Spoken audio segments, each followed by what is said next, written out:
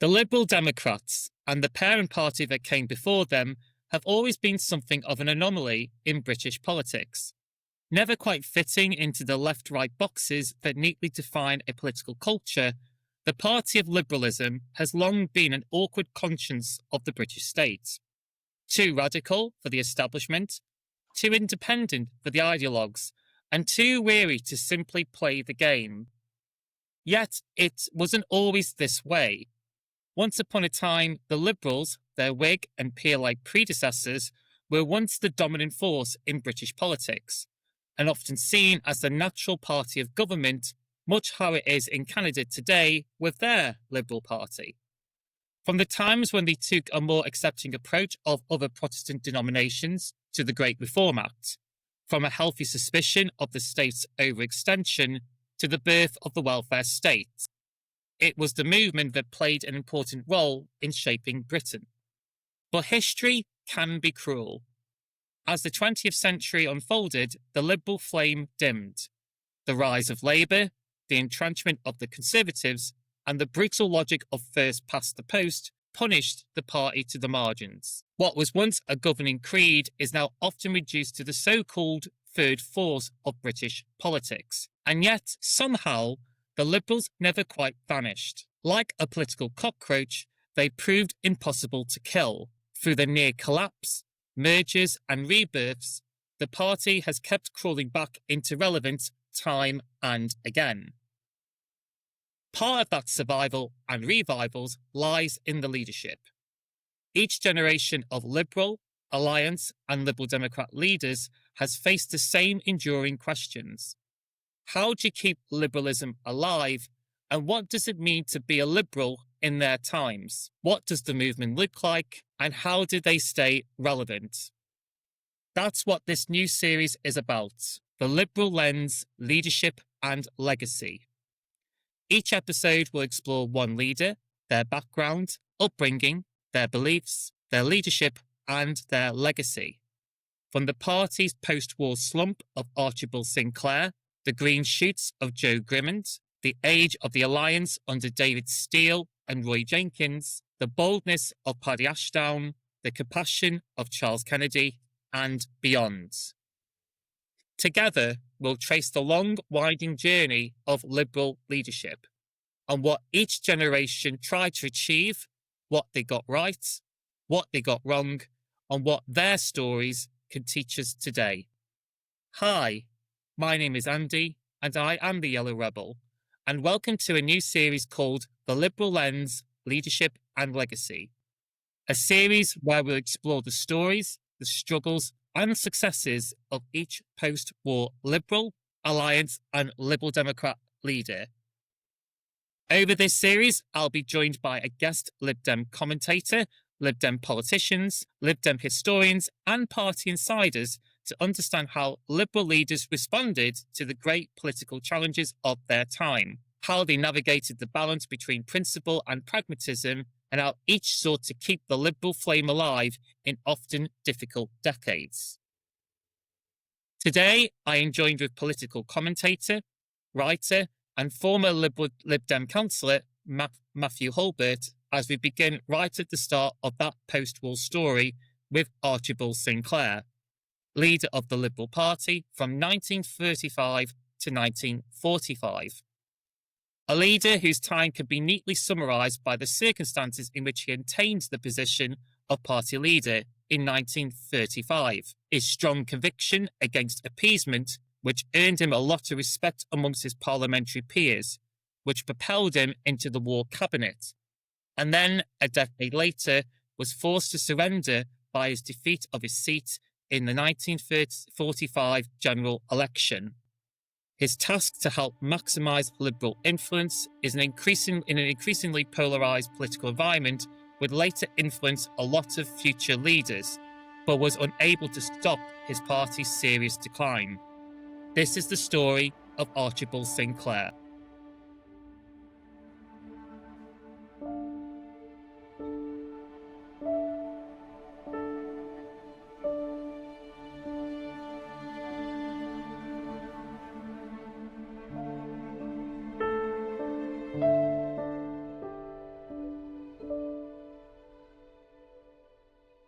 Hi, Matthew. How are you doing today? Hi, Andy.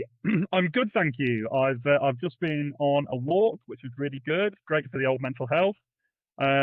Just had some lunch, and now really excited to join you back on your wonderful YouTube channel and to talk about this Liberal leader who we were just chatting off air there, and we said he's one of the great forgotten Liberal leaders, and yet he was a Liberal leader that served in government, and there's not been very many of those. Absolutely, Matthew. Until the coalition, he would have been the last Liberal member to have served in a cabinet. It was a war coalition cabinet, but nonetheless, he served quite an important role. I think he was the Minister for Air. So it'll be interesting to sort of like learn about more about his story and his journey. So I think I will start this off by giving a snapshot of his early life and background. And I should mention throughout this episode, I will be lifting from two books when it comes to discussing Archibald Sinclair. So one, British Liberal Leaders by Brack, Ingram and Little, and Liberal Crusader, Life of Sir Archibald Sinclair by Gerard Groot.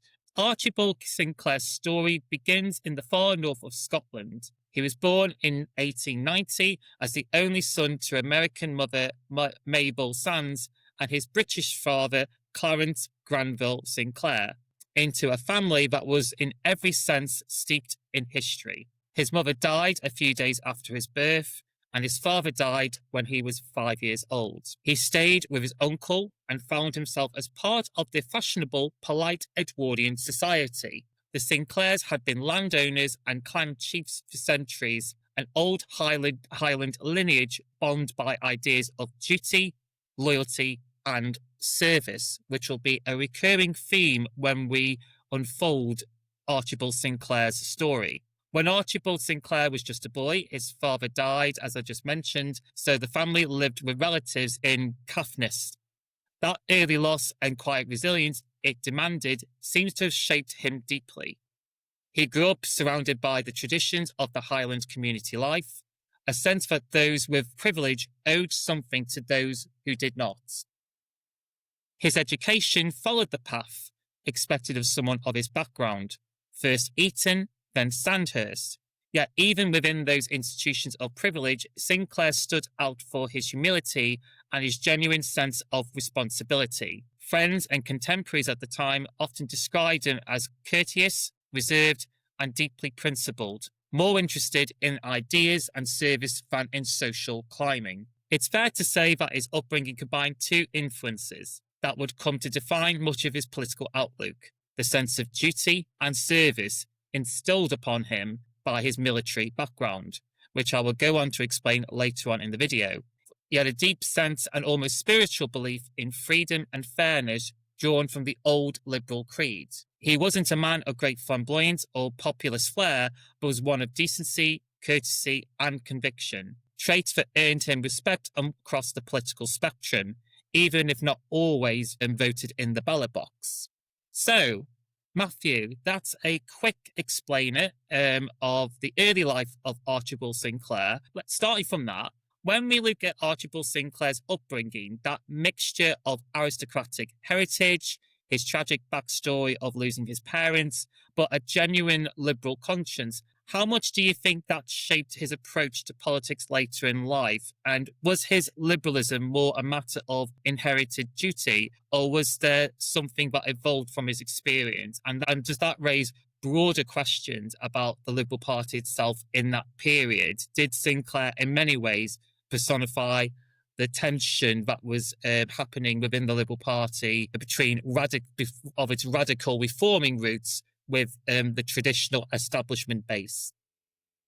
Well, I mean, I think my first thought, Andy, and that was a great introduction, thank you, is this was a remarkable life, right? I mean, to recover from the deaths in his earliest years of both of his parents, to then have, I mean, in any situation like that, whatever period of history you're talking about, there's going to be, a significant period of instability following that. He then gets raised by grandparents and uncles and others, as you say he then has, I mean, I don't think you can think of a more establishment education than Eton College and then Royal Military College, Sandhurst. I should just say as well that I've got good old Wikipedia open, so that's who I'm borrowing from. But I mean, I'll make sure to reference Wikipedia. yeah, good. Which can't absolutely always be relied upon, but what you've been saying there from the books correlates with what I've been reading here. So hopefully we're okay. Because obviously when we talk about leaders such as Archibald Sinclair, me and you obviously have no personal. We weren't around during this time, so we've got to rely on the history books. But yeah, so quite an established. So a really difficult upbringing in terms of he lost both of his parents, which would be challenging for anyone, especially at such an early age.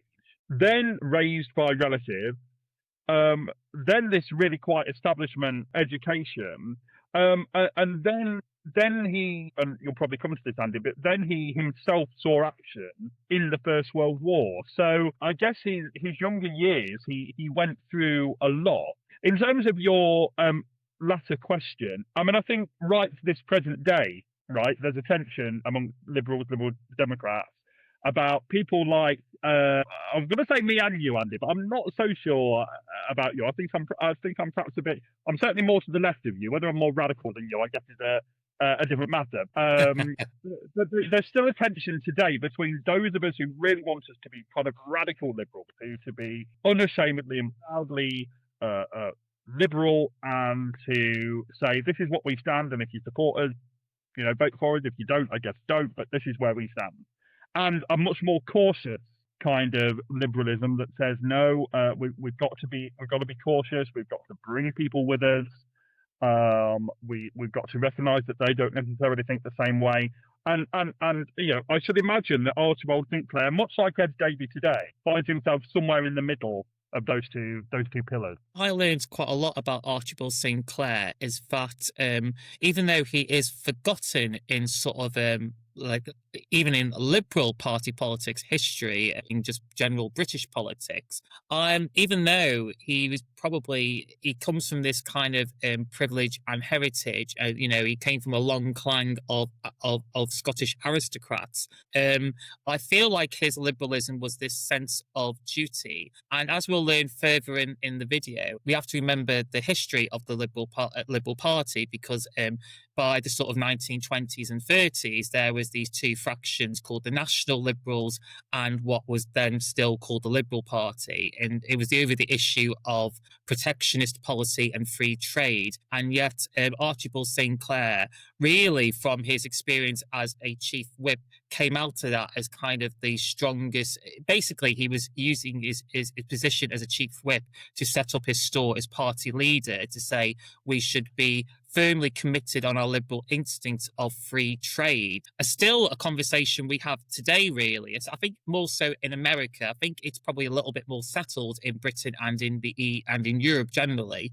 But certainly a conversation that still rages America is this idea of, should we have protectionist policies in order to help prop up businesses and help workers, and obviously even topics on immigration. And yet Archibald Sinclair, really, I mean, and this is the tragedy of Archibald Sinclair, he kind of really helped unify the party in a very tumultuous and difficult period, and sort of reaffirmed both the radical aspect of, he was a big support. I mean, he came out in favour of David Lloyd George. Again, we'll explore this more later in the video, but he came out as a strong supporter of David Lloyd George. And if people know their British liberalism history, David Lloyd George helped create the foundations of what would become the welfare state. And if you read old speeches of David Lloyd George, it's speeches that, if you didn't know who came from David Lloyd George, you'd think this would be coming from a Labour member. It was quite radical. He talked about class. And Archibald Sinclair really sort of put himself in that pro-Lloyd George camp. But I think, what I learned about Sinclair, about his legacy, is that he helped sort of unify the party in very difficult circumstances. Yeah, absolutely. I'm just smiling because I'm reading a quote here. This is a quote from a gentleman called Colin Coote, who was a journalist and who edited the Daily Telegraph for a number of years. And in his memoirs, he wrote of Sinclair. He wrote of Sinclair's irresistible charm, allied to the face and figure of an Adonis. So, I mean, I think Sinclair was quite a handsome gentleman. And so, I mean, clearly, quite a personality, even if he wasn't necessarily charismatic as we think of today, he clearly had a presence about him. For the editor of the Daily Telegraph to have written that in his memoirs, it's also quite interesting to read that. Obviously, this didn't happen, but it says the handsome Sinclair was at this period thought of as a possible husband for Nellie Hosier, younger sister of Clementine Churchill. So that's a bit on his personal life. But yeah, I mean, I guess it's true of lots of political figures. Is that you can be quite radical on some of your politics and quite small-c conservative on other parts of your politics. I mean, I think I'm probably one of the few that is just pretty radical on everything. But I think most people are kind of radical on, and certainly liberals are kind of radical on some things and less so on others. But I mean, I think in terms of his early life, I mean, I think I just again come back to the fact that I think, albeit that he lost his parents when he was very young, and so wouldn't have necessarily known much about it until he got older. Nonetheless, he lost his parents, and so the fact that he then, was really successful, going to college, going to Sandhurst, then serving in the army, then forming, as we'll come to, an alliance with Winston Churchill, who at the time was a liberal. This is before he re-ratted, and then obviously ending up as an MP himself and in the cabinet. In one sense, Andy, I know we're talking about a long time ago now, but I'm surprised that he didn't get mentioned more often in liberal circles, given all of this. No, I don't. And obviously, this is just to cover his early life. But for what I got, for what I mean, I feel like what I learned about his early life is that he had this sort of strong sense of duty and service. It does come from that kind of almost paternalistic nature of some aristocrats. This idea that I do come from a family of lineage, of privilege, of entitlement, and I feel like I should give my duty and service to the country. And some people might argue, I mean, I've said to you, Matthew, many times that one of my favourite Tory prime ministers is Harold Macmillan, but I'm not going to lie that there is that almost kind of patronising, paternalistic view. I think Macmillan did a lot of great things as a Tory prime minister, but I think his kind of his aristocratic background, along with Archibald Sinclair, it can come across as a little bit kind of there's that paternalistic instinct, sort of. It might, in terms of presentation, it can come across as a little bit maybe patronising and sort of like, we know better, let us look after you. And I think, yeah. Is that, Andy? And but I also wonder whether it's one of two things, or it could be both at the same time, because human beings are complex, And I wonder if partly it's guilt that look, we've got all of this privilege. And yet, we've got liberal sensibilities, and that says to us that we need to serve our country, and we need to give back to our country that has given us such wealth.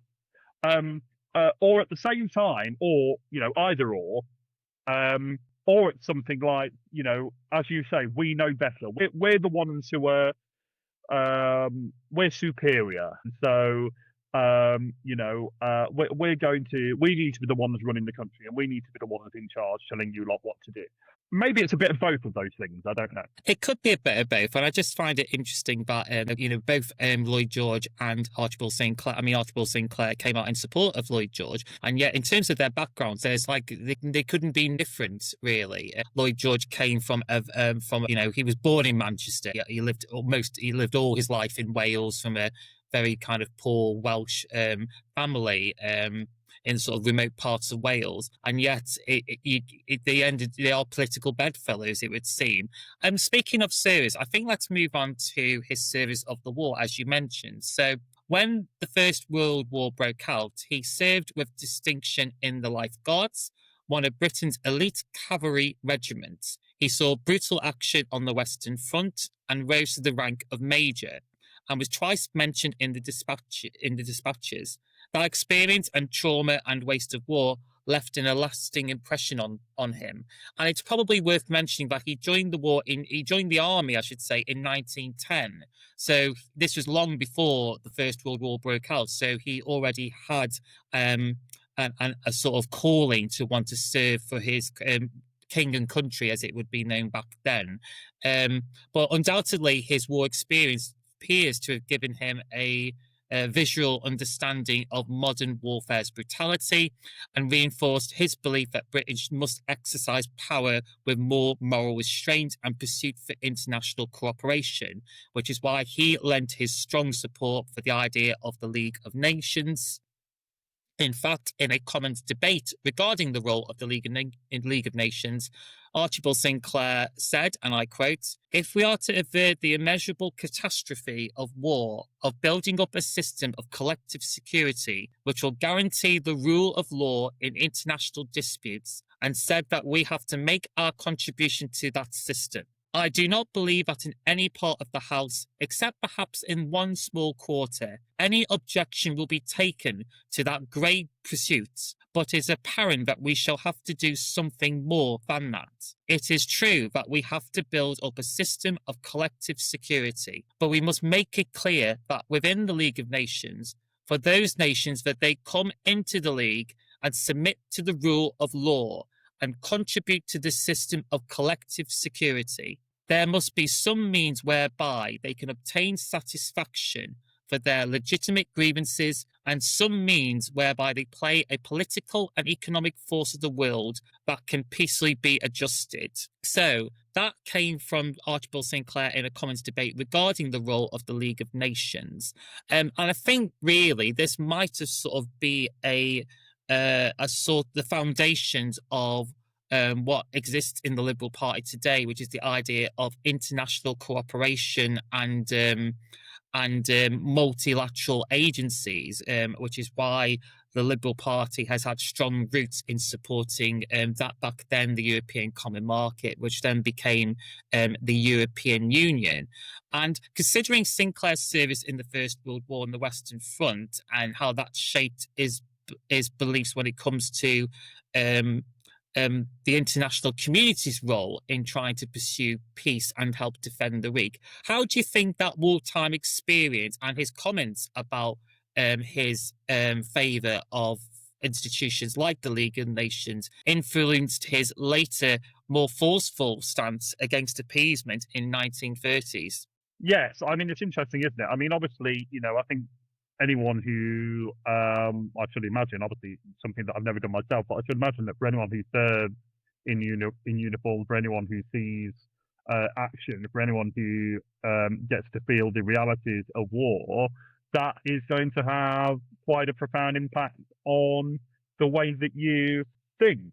And he obviously had a successful military career. He rose to the rank of major in the Guards Machine Gun Regiment, and then served as second in command to the aforementioned Winston Churchill, when Churchill, after resigning as First Lord of the Admiralty, then took up command at the beginning of 1916 of the 6th Battalion of the Royal Scots Fusiliers.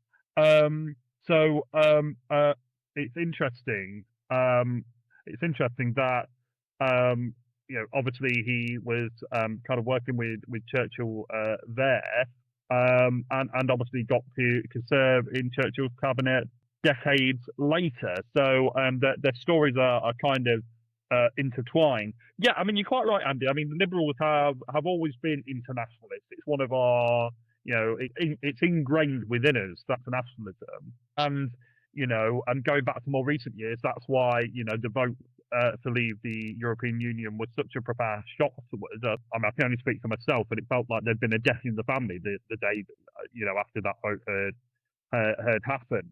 And, I think for Brexiteers who have a different kind of worldview, and they're perfectly entitled to that worldview, but I don't think they quite understand how much of a shock something like that was to us, and it is because of that internationalist background that we've always had as liberals. Now, again, two things can be true at the same time. Of course, we should always be most concerned about what is in Britain's interest. That is entirely right. But we would argue, as Liberals and Liberal Democrats, that what tends to be in Britain's interest tends to be, in the international community's interest. To try and suggest that, and we've found this since Brexit, haven't we? To try and suggest that we can go it alone is not working, is not good, and leaves you kind of rudderless. And so Sinclair was clearly an internationalist. That I don't know this, obviously, because I wasn't around when he was around, but I should imagine that.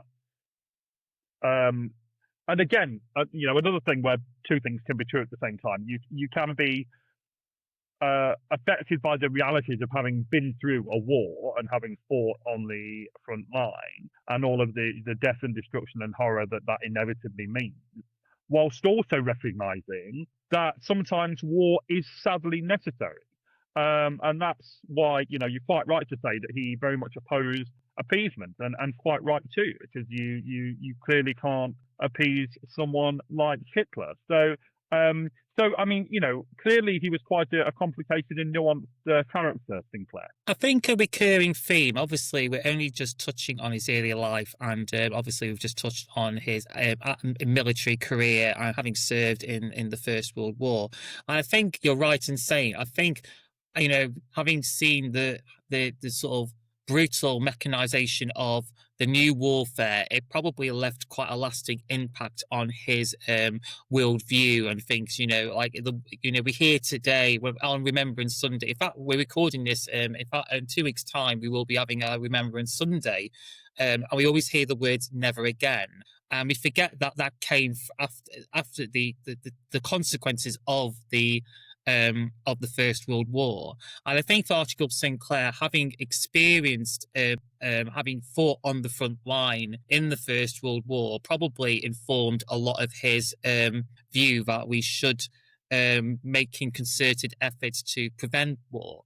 But what I find quite admirable, and again, it shows the complexities of individuals, is that it's not this idea that we try and pursue peace for peace sake. If we do have individuals or regimes in which they are proven to be unwilling to want to pursue peace and have got no ambitions to want to have a peaceful settlement, then it's not worthy of the I'd say piece of paper. Prime Minister thought a certain piece of paper would be enough for him, so I don't think there is contradictions of that, and I think. This is why I keep saying the recurring theme is forgotten leader. And I do think Archibald Sinclair really helped set the foundations of forming that liberal identity. I know me and you, Matthew, we have our own complaints about what the Liberal Democrats of today stand for. But I think there's one thing that I think is consistent. It's the idea of the favour of multilateral institutions, of international bodies, of trying to pursue peaceful ways and diplomacy to settle conflicts and geopolitics. And I think a lot of credit has to go for Archibald Sinclair. And I think there's connections between his own stance on free trade, which is the burning issue of the day, which saw the split between the Liberal Party and that what became as the National Liberal Party over protectionism and free trade. And I think that says more about his character and his sort of deep-rooted internationalism philosophy.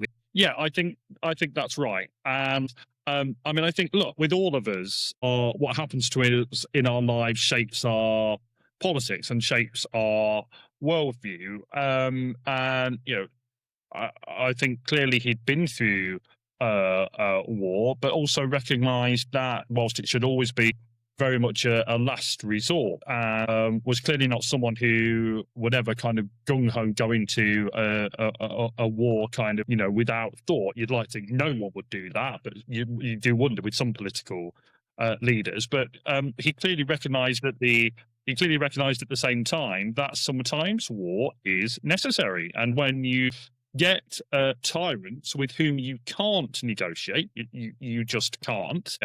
Famously, some people tried to negotiate with Hitler and thought they'd got an agreement, peace in our time, and of course that was far from the case. And so, clearly Sinclair was a man of deep and profound service, and as we'll later discover, was all too willing, of course, to serve in the war camp. Absolutely, and with that, let's move on to after the First World War. Archibald Sinclair returned home as a decorated officer, but unlike many of his generation who retreated into quiet respectability, Sinclair decided to challenge this sense of duty into politics. He entered Parliament in 1922 as a Liberal MP for Caithness and Sutherland, and after some encouragement from Winston Churchill, who we mentioned earlier, represented the ended up representing the far north of Scotland, which was a vast rural constituency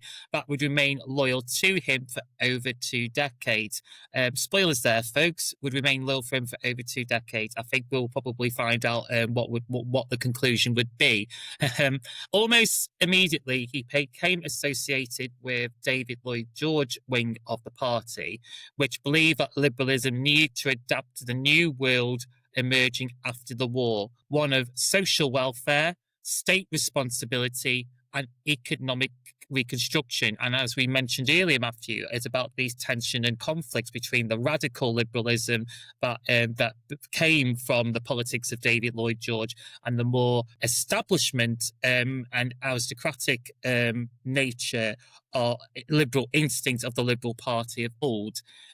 Sinclair showed enthusiastic approval to a Churchill speech in 1924, claiming gulf of principle, which now separated the Conservatives and the Liberals, and was keen to relax what he saw was the grip of the old gang, and supported Lloyd George's attempts to modernise the Liberal Party. Sinclair quickly proved himself as a capable and loyal lieutenant, as we mentioned, and with that, was honoured by, was rewarded with that as serving as private secretary to David Lloyd George during the last years of that war coalition government, gaining invaluable insight into how power functioned and perhaps how easily principle could be compromised by that.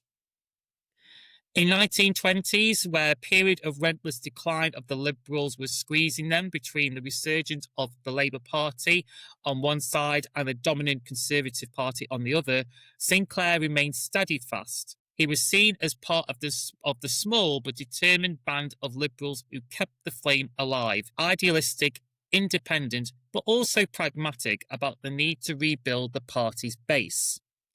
But it was the Liberals' performance of 1929 that convinced him and would later inform most Liberal politics thereafter for electoral reform, which, despite having 5.5 million votes in 1929, left the Liberal Party pretty much disenfranchised. This would go on to later inform a lot of Liberal members and obviously Liberal leaders. Sinclair, during his time as a chief whip, overshadowed an increasingly divided party, but left them hopelessly disunited and unimpressive as the issue of tariffs and free trade was in conflict with their liberal free trade instincts, but the growing class of voters who wanted more protectionist policies to protect British industries and shelter British workers. Now, during this time of British politics, it will all get a bit confusing, so I'll try and do this very, very neatly. So basically, as mentioned before, the Liberal Party was split between 2 factions. There was the National Liberals, who wanted to abandon free trade and have more protectionist policies. And then there was the Liberal Party, which was being led by then Herbert Samuels, who didn't want to abandon that. In fact, it was his time as chief whip that he used his role as leverage to set up his own leadership ambitions and arguing for the party to be less muted, less collaborative opposition for collaboration's sake. He therefore wanted the Liberals to maintain its political independence and moving to be a more formal opposition. By the 1930s, he'd become one of the most respected voices on the Liberal benches. He spoke up against unemployment, economic depression, condemnation of protectionism, and consistently defended free trade and civil liberties, which I think are hallmarks of the Liberal Party and what would later become benchmarks of our own Lib Dems party identity today. So that's a kind of snapshot. We mentioned he entered Parliament. He would later go on to become quite a loud voice in the reforming aspect of the Liberal Party and understanding the need that we should try and respond to a growing electorate that wanted a more radical approach when it comes to politics, which with a growing Labour Party, I think they felt like they were getting the squeeze, but also not abandoning tenets of liberalism on free trade and being anti-protectionist policies. So, Mathew, what's your thoughts on that? Obviously, I ended it on him being a chief whip, and that's him setting a stall for being a leader. So, what's your initial thoughts on that?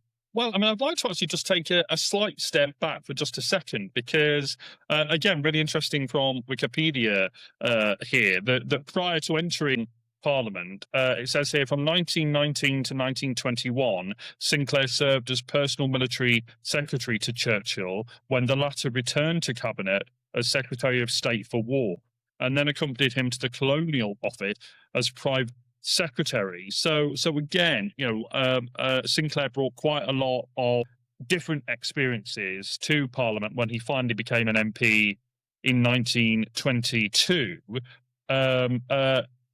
As you say, becoming MP for Caithness and Sutherland, which is now thought of as very much Liberal territory, supporting David Lloyd George and defeating the incumbent Liberal supporter of H.H. Ask.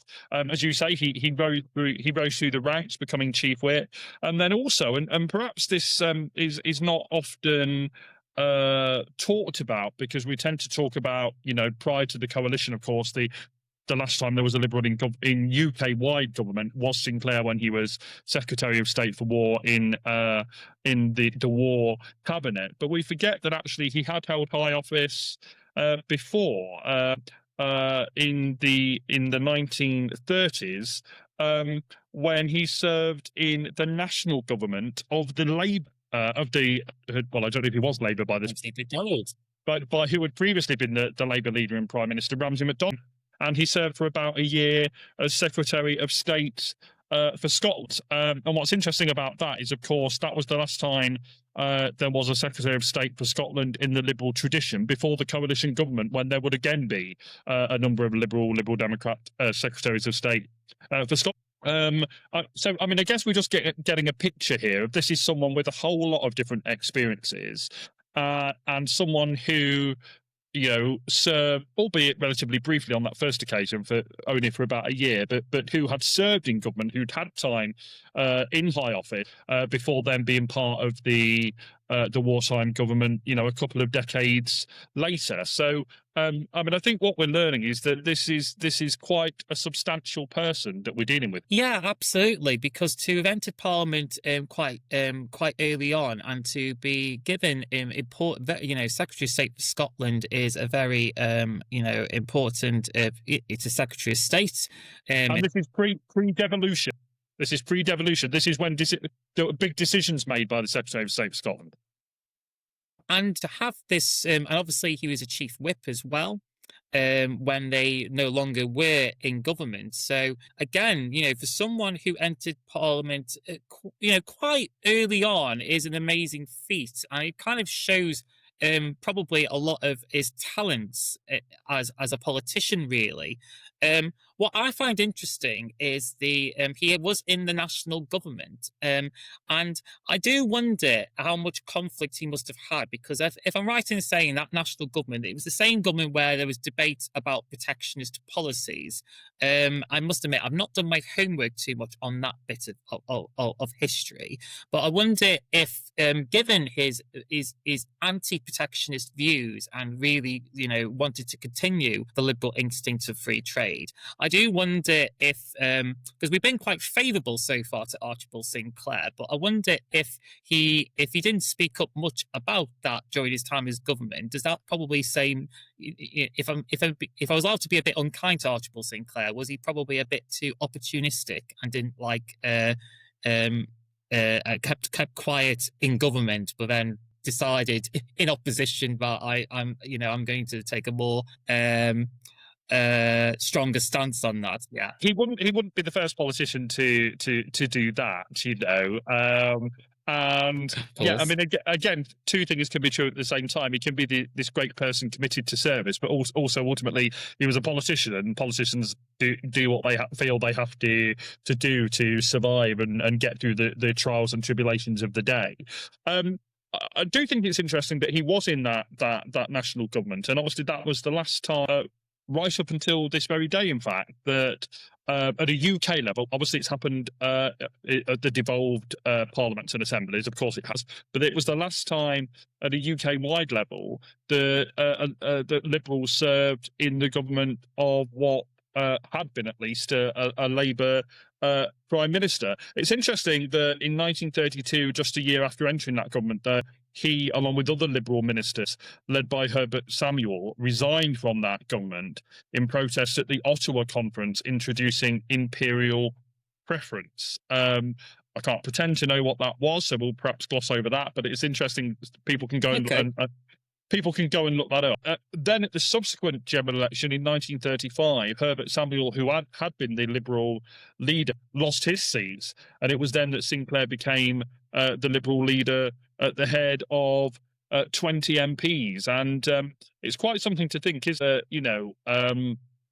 having been, I mean, it just goes to show the real decline of the Liberals from having been one of the two major parties for so long, going all the way back to the days of the Whigs and before, to then, in a way, to have helped given birth to this new force, the Labour Party, to have, and me and you have talked about this off air before, Andy, that there were even Labour MPs that were sponsored by the Liberals, so there were kind of Liberal Labour MPs. People forget. We should also, has to be said, and this perhaps says something about the Liberal Party then and the Lib Dems today, is that there were also some Liberal Conservative MPs too, and I think that probably tells you everything you need to know about our party and the fact that it sometimes faces into two different positions. But yeah, I mean, I think it's really interesting that Liberals did serve in that national government, and I think perhaps, Andy, you could probably do a separate video on that national government, because obviously it was a set of circumstances that brought that about. But again, it's just worth reminding ourselves that that Sinclair did have all of this experience that he then brought into being the Liberal leader. Yes, and I think that helped aided him into becoming the Liberal Party leader. I think if he didn't have that breadth of cabinet and minister experience, I think he probably would not have got a look in. And obviously, I think him kind of siding more on the David Lloyd George camp probably aided his leadership ambitions. And I think it's always that tension and conflict when it comes to Liberal leaders, isn't it? Because I think we forget that at the time there's a lot of disunity, and he had a lot of complaints about how unimpressive he thought the Liberal Party were. He actually just he wanted the Liberals to be more like a formal opposition, because I think for him it was like, well, if we're just going to completely side with the government and not be part of that, we're talking when they left, obviously, when some Liberal members left the National Coalition and decided to form the Liberal Party. But there was a brief moment in Liberal Party history where they were basically almost now.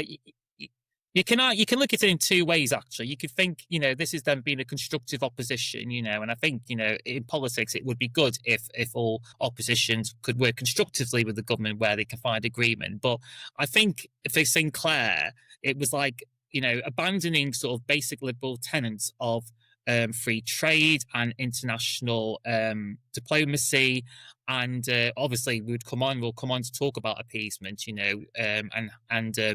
and later on in the video. But I think that it probably says more to Sinclair that he obviously understood that there was an appetite for an electorate that wanted a more radical sort of view of liberalism. And well, and for him to...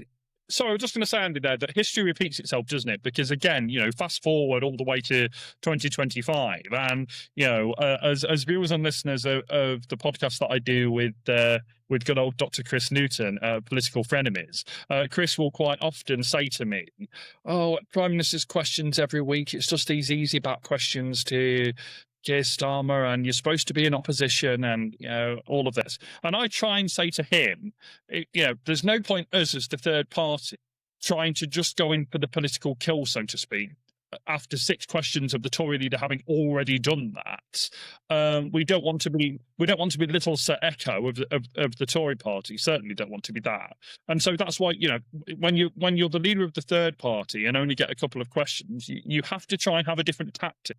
And yes, of course, if the government has done something which you think it should be attacked on, and goes against your liberal principles, of course that should be the case. But I think Ed Davey, I don't necessarily think he always gets it right, but I think he probably does more than he doesn't, tries to forge his own way to try to talk about policy rather than politics, and to put forward the views and values of our party. But Chris Newton will always say, "Oh no, we should go for the kill. You're an opposition party," and I keep trying to convince him that doesn't have to be the case. So I mean, it's always difficult, isn't it? Yes, it is difficult. And I think in liberal politics, I think we always I think it changes with each leader. So Paddy Ashdown's, people used to complain about Paddy Ashdown, but he was too close to Labour. Now, obviously, it made sense against John Major when he was in government to be very critical and attack John Major. But obviously, when Tony Blair came in, there was this talks about, we can have a coalition of all the talents, we'll work with the Lib Dems, blah, blah, blah. And obviously, it ended up being quite fruitless, really. We ended up not getting anything from electoral reform was basically that was the goal, to sort of get electoral reform. And then when it became apparent that Tony Blair wasn't going to be serious about changing the electoral system, I think a lot of people responded to that. Obviously, when Paddy Ashdown resigned, and I think resigned. I think it was sensible for him to resign because he was still quite personally popular. But I think there was still some mutterings and frustration that Paddy Ashdown was probably being a bit too cosy and close to Tony Blair. So in response to that, Liberal Democrats decide to vote in Charles Kennedy, who decides to go in more on the attack of Tony Blair and the Labour government. And Ming Campbell comes in, and I think he tried to be a more paternal leader and I'm the sensible man in the room, I don't want to play the Punch and Judy politics. I mean, that was more to Ming's style, but it just seems like a very repeated pattern that we see with leaders. So I think when Archibald Sinclair became leader, he then decided, well, the old way, us being too generous and too kind to the government of the day, didn't work for us, and we need to be responding to an electorate who've got an appetite for wanting radical changes and to be seen as an opposition. And I think it's just something that's a repeated pattern with liberal leaders. They often will go, yeah. It is. And, we like to think in politics, especially in the age that we live in today, we like to think that, a lot of what is happening is unique to this age. It's not. Politics is a secular thing. And, the events may be different, but the politics often, resurfaces. Just really interesting, though, again, to move on with Sinclair, really interesting that obviously he was leader when the abdication crisis happened. in the monarchy in 1936. And interesting to read. I must admit, I hadn't been aware of this, but interesting to read that during that crisis, there was suggestion. I don't know how much of one, but it's noted here, so it must have been fairly prevalent that Sinclair might become head of kind of a national administration. And I mean, it clearly didn't happen. It clearly didn't get anywhere. And I think, perhaps understandably, given Sinclair was now the leader of a small third party, that both the Tories and Labour didn't think very much to that idea. But just the fact that it was suggested goes to show that Sinclair was, albeit the leader of a small third party, Sinclair was seen as a substantial figure. Yeah, I think this only adds to him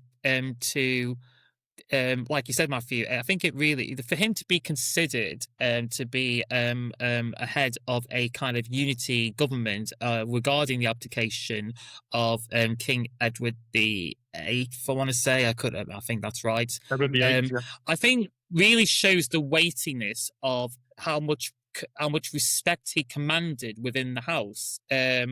And I think that's kind of the tragedy about Archibald Sinclair. I mean, having read up on him, I cannot think of anyone more qualified to have been a prime minister, really. I think he would have been more than suited to be a prime minister of a national government. And I think given his kind of more pragmatic instincts, I think if it wasn't for Churchill, I think probably Archibald Sinclair might have been the second best choice in terms of leading a wartime coalition, given his convictions against appeasement, which we'll discuss later on. But yeah, that is worth noting. I did remember reading that, and I find that quite an interesting footnote in history. But again, that's kind of the tragedy of Archibald Sinclair. He's a man who had such serious depth, respectability, commanded a lot of respect with his parliamentary peers, and I assume by the wider electorate. Obviously, we'll come on to 1945 momentarily, but I think that's what's quite tragic about Archibald Sinclair. It's this guy who's had this wealth of experience, and it was for him to be considered a serious candidate to lead a government, and for him to be forgotten in the history books, I think it's just really tragic. I think it's absolutely tragic, and that's why credit to you, Andy, for doing this series, and obviously for starting off with Sinclair, because it's great to look back on his life and all that he achieved, and the ups and the downs and all the rest of it. And I think, I mean, the fact that there are even mutterings in political circles that he during this and people forget, and again, obviously, me and you were to row, but just reading up on it, that people forget how much of a crisis the abdication crisis was, especially at the time. I'm obviously an avowedly and proud Republican of the anti-monarchist kind, but certainly I can reflect back on the time that the monarchy were much, were held in really great regard at the time, and so to have a monarch do the unthinkable and abdicate.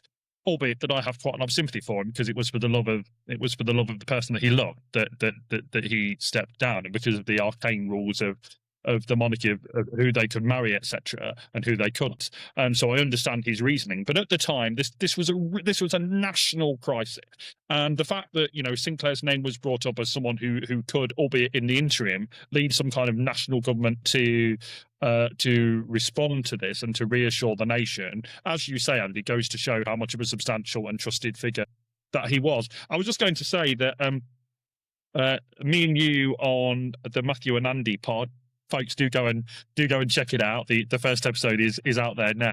But you talked about reading a book by the great Steve Richards on prime ministers we never had, and obviously he's written about people of more recent decades who didn't become prime minister, but maybe Sinclair should have been included in that. I mean, as you say, he from all that we read and from all that you say, he had every thing that you'd need to be a good prime minister. But it's like Tim Farron famously says, you don't join the Liberal Party or the Lib Dems necessarily hoping for some wonderful career in high office. I mean, it tends to only happen about once every 80 or so years. I think that may be changing actually with the way politics is changing today. I think we may find Lib Dems in government more often. But yeah, I mean, I think maybe we need to speak to the good folks at the Lib Dem History Group, Andy, and have some kind of series on Sinclair, because I mean, as we're not even got to the war years yet, where he was in the cabinet, but this was clearly a substantial figure that was very trusted across the house. I completely agree with that, Matthew. I completely agree. And speaking of the war years, so, like I said, his instincts was that he was for international cooperation and international institutions and diplomacy, but I think it came. I don't know if it did come as a surprise for a lot of people, but I think it might have surprised some people that when it came to appeasement, he was vehemently against appeasement, and I think that just shows the kind of colours and complexity of the individual. He obviously wanted to, from his experience of war, he obviously that must have really left a lasting impact about the loss of life and just waste of life when it comes to mechanized warfare. But obviously, he ended up becoming quite a loud voice against appeasement, along with the likes of Churchill, Attlee, and Harold Macmillan. How significant do you think that probably played when it came to rallying up the support against appeasement to Adolf Hitler for the run up of World War II? Well, I mean, I think it was clearly pivotal, and I think it goes back to what we were saying earlier on, that he had fought in the first. He'd seen live action on the front line in the First World War, and whilst he recognised that war should always be a last resort, it does have to be an option, and that there are some people that can't be appeased. And Adolf Hitler was clearly one of those. I mean, this isn't we're not doing an episode on the war itself, but I think it's just worth obviously remembering that this was someone who had, in terms of Hitler, who had a very specific and clearly dreadful, but a very specific set of views. He wanted to see a greater Germany. He wanted to dominate. He wanted to enter countries and take over. And Churchill and Attlee and Sinclair and others said, "Up with this, we will not put." I mean, it's also worth remembering that Churchill, by this point, was seen probably unfairly, although Churchill himself, you could do a whole series on Churchill, as people of course have already done, because he a number of, I mean, it's difficult with Churchill, isn't it? Because you think that he deserves great praise, and he does, because he was the prime minister that saw us through the Second World War, and yet some of his other views were really fairly abhorrent, and so he's a difficult person to people will be very critical of you if you praise him without referencing that. But to be fair to Churchill, to Attlee, and to Sinclair, and to others, they recognised that Churchill could not be appeased. This person had to be stopped. And that is why the Second World War, in many respects, by that point, was inevitable. And really why Churchill, for all of his faults, was actually the only person that could successfully lead us through that war. I mean, I think he, and me and you have done, another video, Andy, where we do a tier list of our views of the post-war prime ministers. And actually, in terms of Churchill, people can go and watch that video. But just to summarise, I think both of us say that although Churchill had been a great wartime prime minister and that his skills were absolutely right for those years, actually, and this was also partly because of his age by this point and the fact that he was really quite tired after the war years, and who could blame him? But by the time that he became prime minister again in 1951, really, he achieved very little in the years that followed when he was prime minister. And so, Churchill is obviously a very, very interesting kind of political and historical. But yeah, clearly, I mean, again, it's also worth saying that, by this point, Churchill had gone back to the Tories. He'd re-ratted. I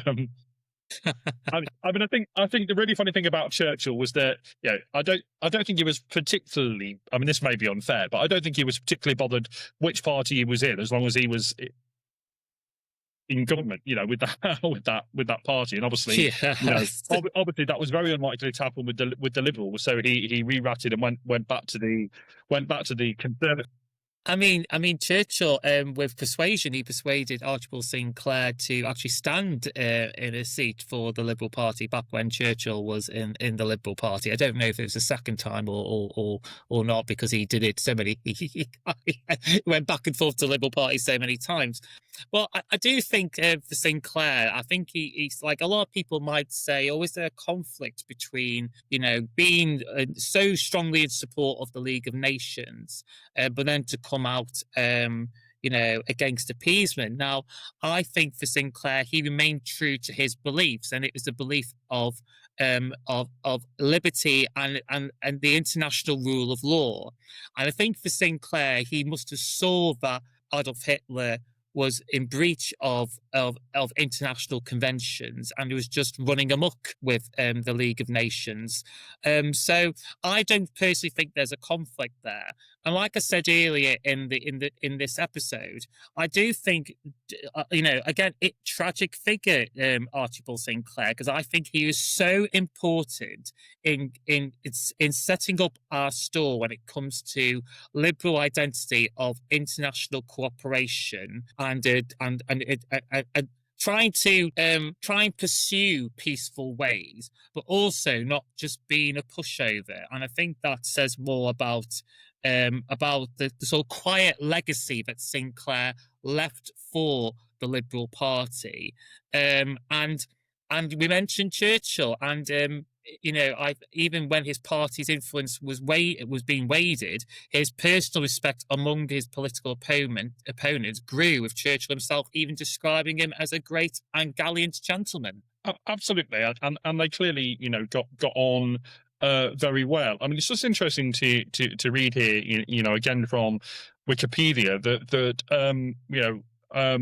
when Sinclair entered that cross-party wartime coalition government, becoming Secretary of State for Air, it's interesting that in the 1940 British War Cabinet crisis after the fall of France, which is obviously a really significant situation, he sided with Churchill against Lord Halifax's plan to again try and seek a negotiated settlement with Nazi Germany, mediated by, at that point, fascist Italy. So there were still people, very senior in Parliament and in the British establishment that wanted to seek a negotiated settlement with Hitler. But even at that point, they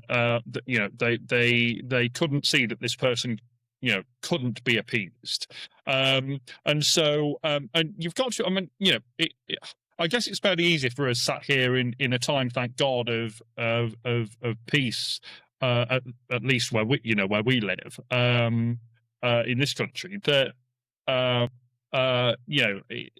it's quite something to sit and reflect that there must have been a lot of pressure on Churchill and Attlee and Sinclair and others surrounding them the whole time, saying, we've got to make a deal with this man. We've got, we can't have years of war, and to have to say to those people, no, this person cannot be appeased. He's a brutal dictator. He's entering all of these countries. He'll try and take us over if we don't fight. It must have been a really difficult thing to do. It seems now, right, like the natural thing to do. Of course we should oppose, of course we should have opposed Hitler. Of course the Second World War was horrific but necessary. But I think at the time, it must have been at times a really difficult argument to have to make. Yeah, I can imagine it was, because, we obviously in any war situation you get war weariness, and and obviously the war was being brought on our shores with the aerial bombings of the Blitz and the aerial bombings of London. And I imagine there's always been these myths about, oh, we had this British stiff upper lip spirit, but actually there's quite a lot of myth busting on that. Most people were quite depressed and downtrodden, and it's a bit more complicated than that. And I think there would have been there would have been windows in which they might have probably tried and pursue peace, with Hitler. And I think for characters like Archibald Sinclair, like Clement Attlee, and like Winston Churchill was so important in sort of being unwavering on that. And I think it's very important. I think to sort of close this off, because obviously this series is to also explore about liberal leadership. So we come on to 1945. Now, Archibald Sinclair, as we discussed, he's got these huge, great qualities, brilliant qualities that would make him so perfect to lead a country, to be prime minister.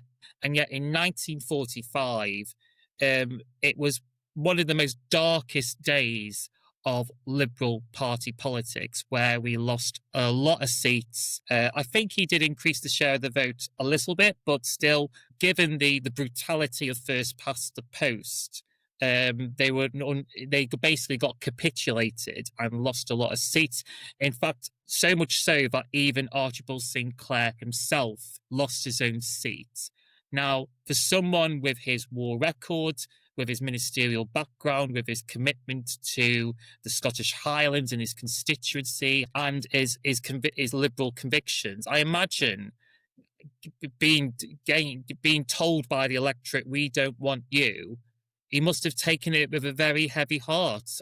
Would you agree? I absolutely would. And I'm just looking at the figures here. So yeah, so the Liberals went from 21 seats to 12 seats, losing 9. And just to also note that the Liberal Nationals, or the National Liberals, which way around you want to put it, went from 33 seats to 11, losing 22. So whichever set of Liberals you're on about, it was a really bad election. And also, I should also point out that both leaders lost their seats. So Sinclair lost his seat, and Ernest Brown, leader of the National Liberals, lost his seat. So a really turbulent time, whichever Liberal faction you were in. And I think for Sinclair, this must have been a crushing blow, given all of his experience. And it's interesting. I was just sat here thinking that I wonder what kind of had he remained in the Commons, and had he, I don't know if he would have wanted to have stayed on as Liberal leader, but if he had have done so, it would have been interesting to see what kind of opposition leader he'd have been against the Attlee government. I suspect he would have agreed with a fair amount that the Attlee government did, and perhaps would have been in a Paddy Ashdown kind of position. Yeah, I think he would have been. I mean, the sense I get from him is that he's basically like a Jeremy Thorpe. Jeremy Thorpe used to say, look left but dress conservative, and I think that kind of says, that's the impression I get with Archibald Sinclair. It's interesting because he became leader at a time when he thought there was disunity and divisions, and he thought that the Liberal Party was being way too generous and compromising, and wanted to reassert themselves as a formal opposition. And yet he spent most of his time not really being in a formal opposition, because he spent, obviously, from 1940, he spent time being in a national unity war coalition. So he spent most of his time kind of going against what he originally intended to do as a Liberal leader. So I think it is a shame that he never got that opportunity to really be an effective opposition, or at least a constructive opposition, with the case of Clement Attlee's Labour. So yeah, I find that quite ironic, really. It's worth noting, Andy, that he only just lost his seat in 1945. So although he came third, actually, the margin of defeat was narrow, because he was only 61 votes behind the person that won that seat, which interestingly was a Scottish Unionist who won that seat in 1945. Sinclair would go on to stand at the 1950 election and come second, and then in 1952 he was elevated to the House of Lords as Viscount Thurso. But sadly, the years following that, saw him with very bad health. Very bad health issues, and he died in Twickenham in 1970. So I think his latter years were probably quite sad years. But I think it's right that. And yes, it's a long time. It's a long time ago now. I appreciate that, and a lot has happened since. But this was a very substantial Liberal leader. He became Liberal leader during the years when we really declined from being one of the two big parties to a third party. But because some of the political and international events that happened during his time as Liberal leader, he served with distinction in government. And as we keep saying, until the 2010 to 2015 coalition, he was the last Liberal to do so. I absolutely agree there, Matthew. I think what I learned about from doing this on Archibald Sinclair is that he was a tremendous and talented politician who commanded a lot of respect from his parliamentary peers. And I think when it comes to leadership failings, I think unfortunately the war probably. Because it's interesting you mentioned the National Liberals, and I think for him to still not to choke off the National Liberals and to finally get the party back together and merge together, I think did a great disservice. And I think that if I was to find a blind spot on his leadership, is the fact that obviously he spent 4 of those years helping with 5 of those years, I should say, helping with the war effort. So obviously I can completely understand why that would distract him. But I think when it comes to leadership, I think it was the fact that he was still unable to come as the new leader of the Liberal Party and still have this be overshadowed by the National Party, which I think probably did a lot to not aid the party in the 1945 general election. Would you agree?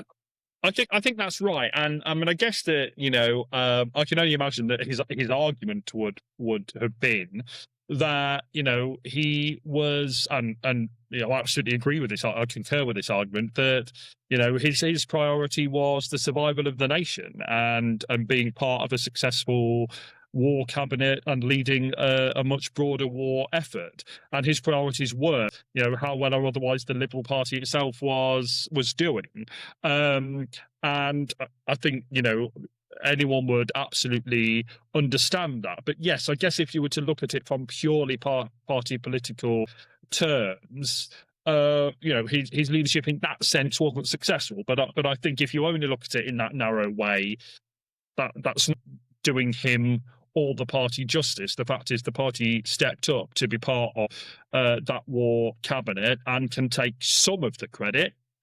Don't want to claim too much, but can take some of the credit for the fact that Britain is still here today as a kind of sovereign, independent nation. And I think it's important that Liberals were part of that effort. I would hate to. I mean, yes, ultimately Churchill. It was for Churchill to invite Sinclair into his government, but I think and obviously Sinclair would never have refused that opportunity, but I think perhaps another leader perhaps would have done, and I don't think that would have looked good on us at all to have had the chance to be being part of that war effort and not taken it up. And it's a little bit very different circumstances, obviously not during a period of war, of course not, but it's one of the things I say about the coalition government that I oppose a great deal of what that coalition government did, but do I think that it shouldn't have happened? No, I don't, because I think what would the Lib Dems have looked like if for the first time in 80 odd years we had the chance to step up and be part of the government and we just sat on our hands? We couldn't have done that. I think it would have been the end of us. Now, you may say that the coalition government itself was almost the end of us, and yes, it was, but that was about what happened during those years of government. It wasn't about whether we should have been part of it in the first place. I think it's interesting thinking about the Greens now with Zach Lansky, etc.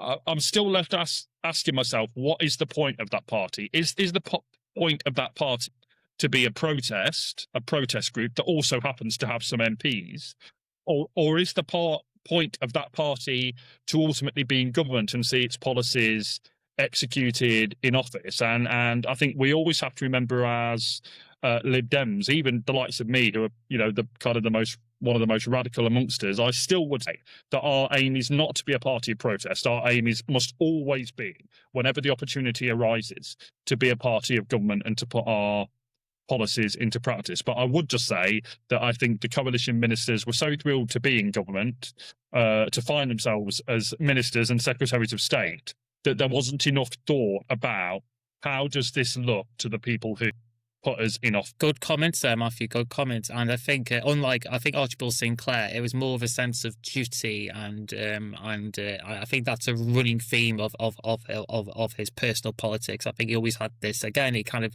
lends itself from his more kind of, paternal aristocratic nature and lineage. I think he always had this sense of lineage and duty and doing good for the country, which is why I find him quite appealing. But he had this very internationalist outlook when it came to life, with things in support of the League of Nations. I do think the 1945 general election was going to be inevitable for the Liberal Party, because I think you've just touched on that. I think any small party that's in a coalition, obviously this is a wartime coalition, this was not like a coalition that was because of an election outcome. This was Churchill's effort. He had more than a comfortable majority to lead it on his own, but he wanted to do a wartime coalition to show that national unity.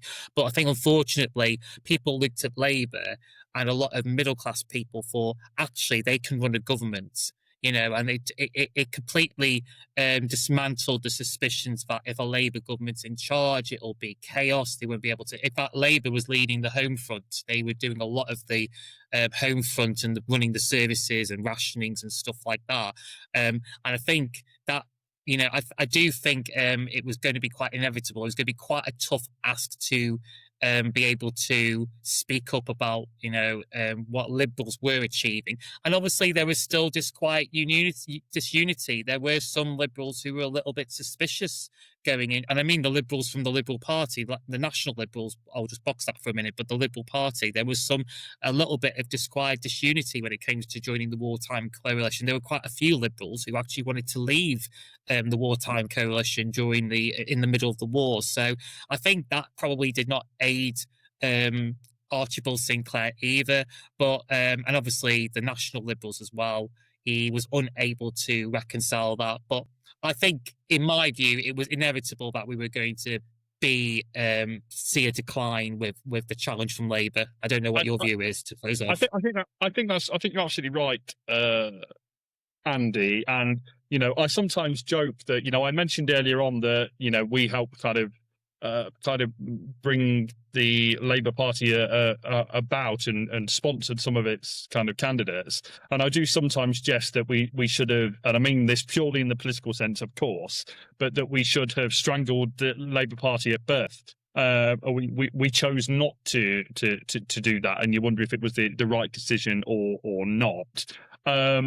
And Labour then would soar to become one of the two, and still to this day. Although it's really interesting, isn't it, that here we are sat here in 2025, and if you believe some of the polls today, and I mean goodness knows whether they'll turn out to be true or not in a few years' time at the next general election, but if you believe some of the polls, they're set to be a totally brand new two big main parties, or one very big main party in Reform, if the polls are to be believed, and then the Lib Dems as a much smaller but nonetheless the second party. So it would be quite something again if after the next general election we find ourselves back as one of the top two parties. But yeah, I mean, I've really enjoyed this, Andy. I think Sinclair is a really considerable political figure in Liberal history, who I would argue put national interest above the party interest, and I would argue that we should always do that, especially at times of war.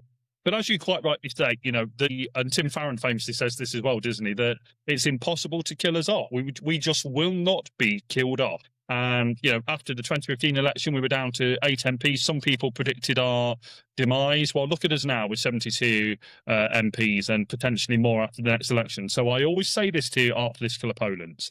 Never write off the Liberals or the Liberal Democrats. Never do that. Thank you, Mathew. Thank you so much. And that's a wonderful way to end off. And next time, I will be looking at another Liberal leader, someone who, if you thought Archibald Sinclair's returns of seats was depressing, we then go to another leader who ended up doing way worse than Archibald Sinclair, and yet still managed to do 2 elections. And I'll look forward to doing that. Thank you so much, Mathew. And until next time, don't forget to like and subscribe. And until then, goodbye. We Liberals of today invite you to travel with us again along the high road of freedom. Our goal is a new Britain, strong, healthy, well-educated, well-housed, enjoying full employment in a free society. Our aim is peace with justice abroad and freedom with security at home. If that is what you want, for yourselves and for your children, come with us straight forward along the liberal way.